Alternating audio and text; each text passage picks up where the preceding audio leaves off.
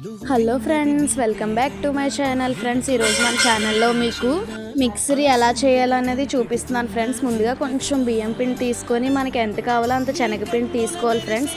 అందులో కారం, ఉప్పు వేసుకొని బాగా మిక్స్ చేసుకొని ఇలాగా జంతికలు వేసే దాంతో అయితే ఇలా వేసుకోవాలి ఫ్రెండ్స్. ఆయిల్ బాగా హీట్ అయిన తర్వాత నెక్స్ట్ అది కూడా బాగా ఫ్రై అయిన తర్వాత ఇంకా అలా ప్లేట్స్ ఉంటాయి కదా జంతికలు, దాంట్లో అవన్నీ మార్చుకుంటూ మనం ఒక్కొక్కటిగా వేసుకోవాలి. ఇది సన్నటి కన్నాలు ఉన్న ప్లేటు, ఇది కారం బూందీ అంటారు కదా, అది ఇప్పుడు వేస్తున్నాము. ఇది బూందీ వేసుకోవాలి. ఇలా అన్ని రకాల మిక్సర్లు కూడా అన్ని రకాల టైప్స్ కూడా వేసుకోవాలి ఫ్రెండ్స్. అదే మిక్సర్తో మనకి కొన్ని దిగవు, అవి కొంచెం పిండి లూజ్గా కలుపుకోవాలి. నెక్స్ట్ ఇవి వేరుశనగ గుళ్ళు, ఇవి కూడా మనం కొంచెం ఎక్కువ వేసుకుంటేనే బాగుంటాయి.